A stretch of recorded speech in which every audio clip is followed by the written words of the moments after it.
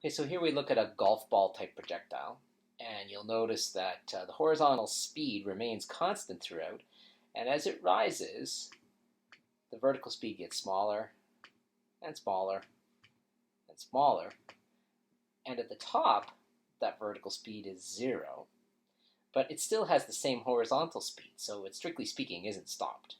Once it passes the top, the vertical velocity is now downwards and negative. And then as it falls, again we see constant horizontal speed and we see a vertical velocity that becomes more and more negative. If we can stop it just at the point of impact, you'll see that the vertical velocity is just the opposite of what it was at the launch. So there it is, just about to touch the ground. If we go back to the launch, we see that it was upwards 3, over here it's downwards 3. A couple of other things. Rising and falling are symmetric, so the time it takes to reach the top is the same as the time it takes to fall back down to the ground. Finally, the vertical displacement between launch and landing is 0 because the y-coordinate hasn't changed. The displacement itself isn't 0 because it's obviously been displaced horizontally from here over to here, but vertically there's no displacement. So with that in mind, we're now positioned to solve projectile motion problems. So here we have a standard problem in projectile motion. We launch an object horizontally from a certain height. Now, horizontally, in this direction is horizontal, we have an initial speed of positive 20. Vertically, there is no initial speed because the object is not traveling up and down at the beginning. Vertically, in the y direction, let's call this the y direction, and this the x direction. The acceleration is downwards 9.8. Between the launch and the landing, the object is displaced downwards 50 meters. Now, the only force that acts on this projectile between launch and just before impact is gravity. And there's no horizontal force and therefore no horizontal acceleration. So, what we're doing here is we're taking a two-dimensional projectile problem and splitting it into two one-dimensional problems. Having done that, we're now in a position to solve the problem. So this is exactly the same problem, but now we're actually asked to find something. So I'll just transcribe the values from the previous example. And now we're asked to first find the flight time. Well, we'll use the vertical motion to find that.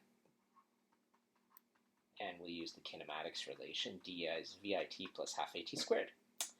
So the displacement's downwards 50. The initial vertical speed is 0, right? It should be understood that I'm doing this calculation using the vertical values and not the horizontal ones.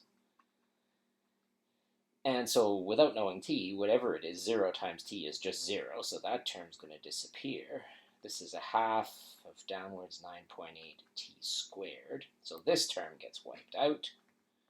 Goodbye. And half of downwards 9.8 is downwards 4.9. Now to solve this equation for time, we first are going to divide both sides by negative 4.9. And then we're just going to take the square root of both sides.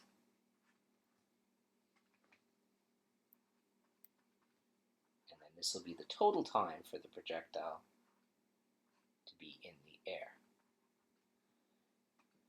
Okay, so to find that, it is 50 over 4.9, and then square root, so it's 3.19 seconds.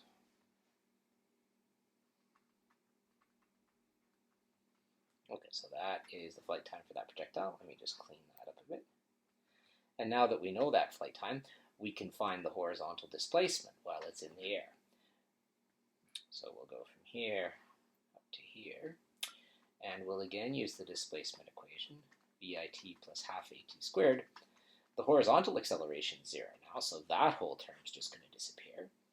And for the displacement, we multiply, and again I'm using horizontal values here, 20 meters per second times the 3.19 seconds of flight to get 63.8 meters of displacement.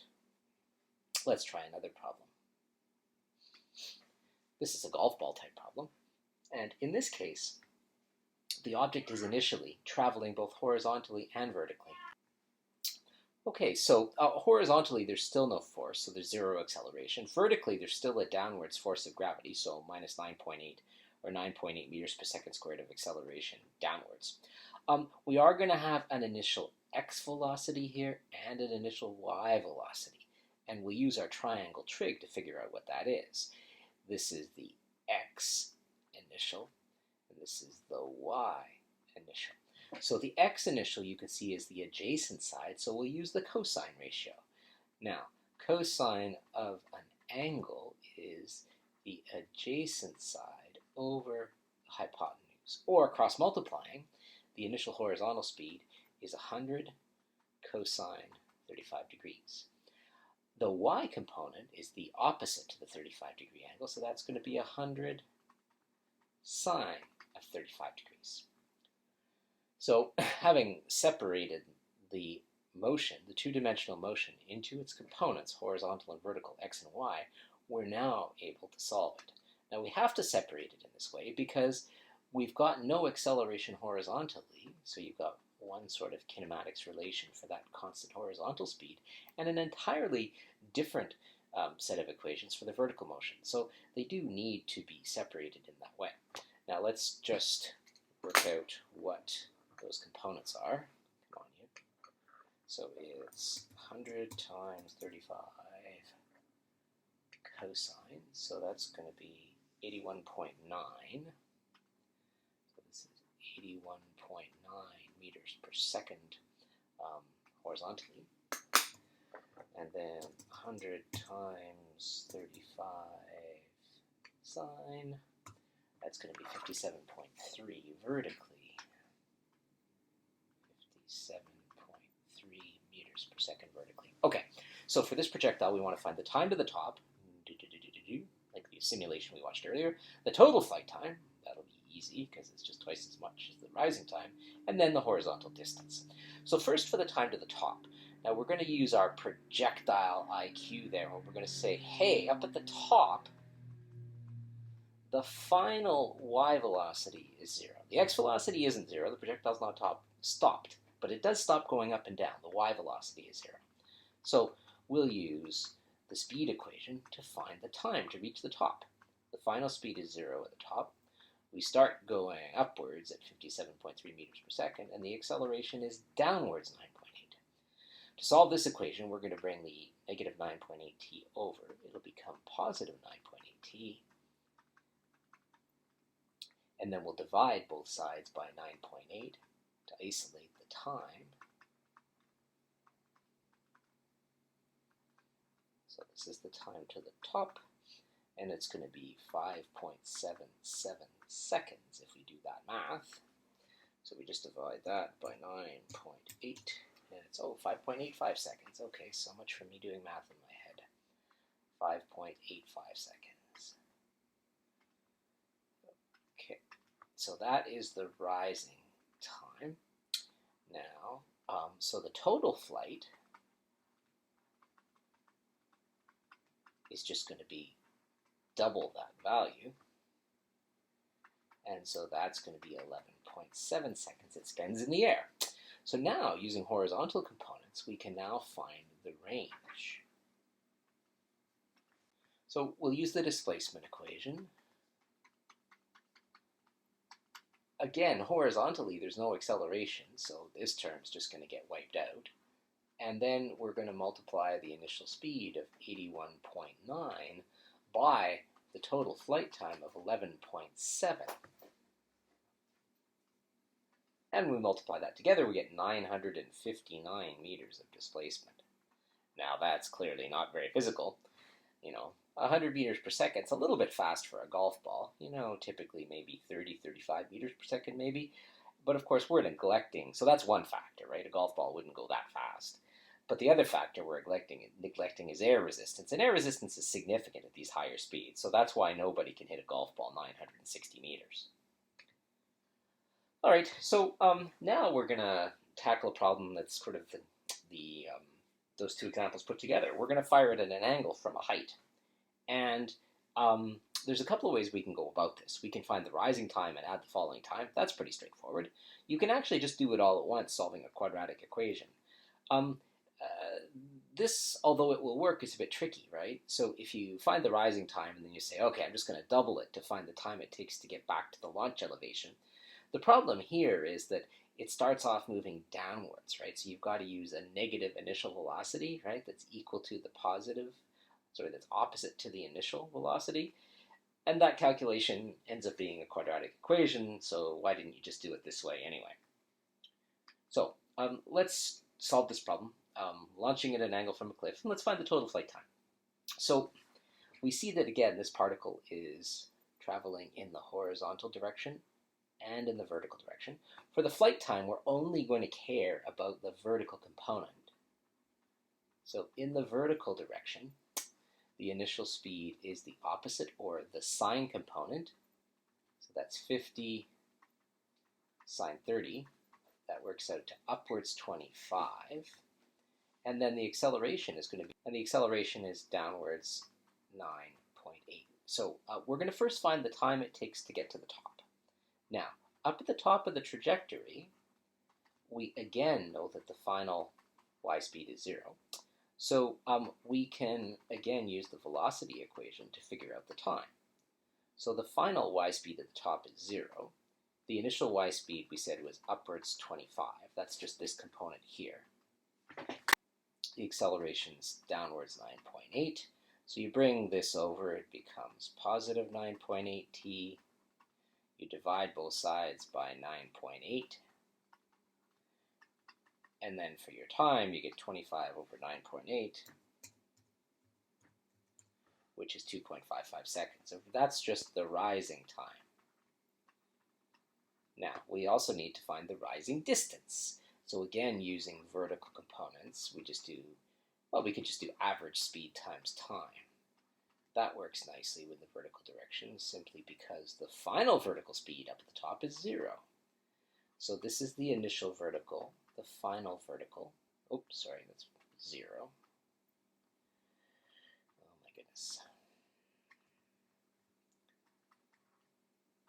And so that's the average speed in the y direction, and then we multiply by 2.55 seconds.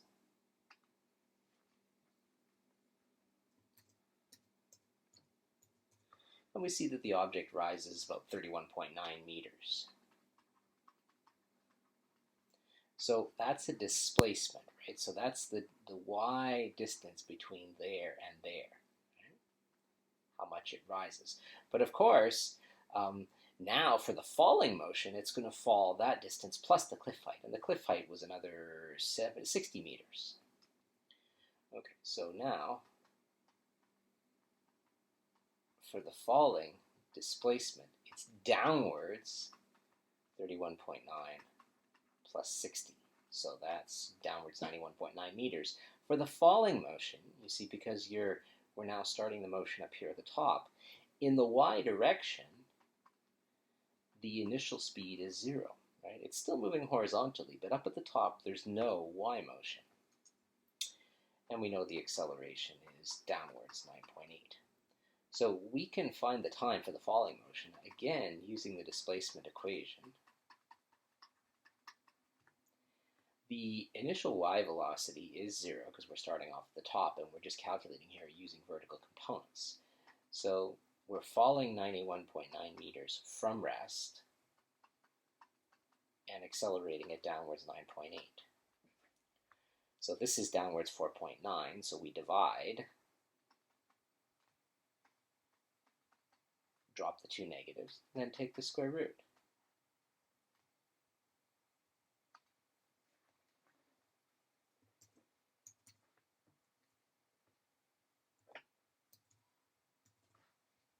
And so this is the falling time. It's 4.33 seconds. And so we have to add that falling time to the rising time, which was 2.55 seconds. And so that's going to be 6.88 seconds of total flight from the launch to the landing. Now, if all you wanted was that time, oops, what happened there? If all you wanted was that time, then you could just solve the problem in a single step algebraically, because you can use the quadratic equation. So just sort of in one step from there to there, let's consider the vertical motion. So in the vertical direction, and we're not going to split the problem up into two parts, the initial speed will again be given by this little triangle, and this component here, the y component, will be 35 sine 20, and that's upwards and positive. The acceleration is downwards 9.8, and now for the y displacement between launch and landing, it's just downwards 20 meters. Remember, there's no y displacement between launch and this point here, because it comes back to the same elevation. So the only y displacement from beginning to end is just the change in elevation of the 20 meters. Now, although this ends up being a quadratic equation, which nobody especially likes, it is solvable. Let's see what 35 sine 20 is there. 35 times 20 sine, so that's 11.97.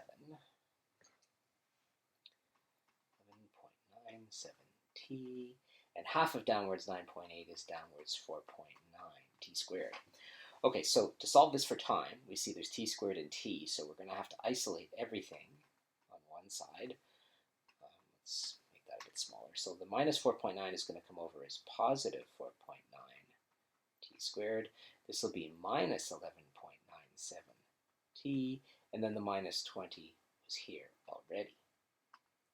So to solve that, it's negative b plus or minus b squared minus 4ac all over 2a. And 2 times 4.9 is just 9.8. Now, we're going to reject, one of these is going to be negative, this lower one. When you subtract the square root, it'll be negative. So we'll keep the positive one, and let's work out what that is. So we've got 11.97 squared. That's going to be plus 4 times 4.9 times 20 equals, take the square root, add 11.97, and then divide by 9.8. So it's 3.58 seconds of total flight time. Okay, so those are some elementary projectile problems. And the secret to success here is to correctly separate the vertical and horizontal motion. Now, in the last two that we did, we just needed the vertical motion. But the previous ones, you saw that we had to use our triangle trig to find any components and then apply one-dimensional kinematical equations to the vertical motion and the horizontal motion. So that really just takes a two-dimensional problem and makes it into two one-dimensional problems. We will analyze in class some more difficult problems.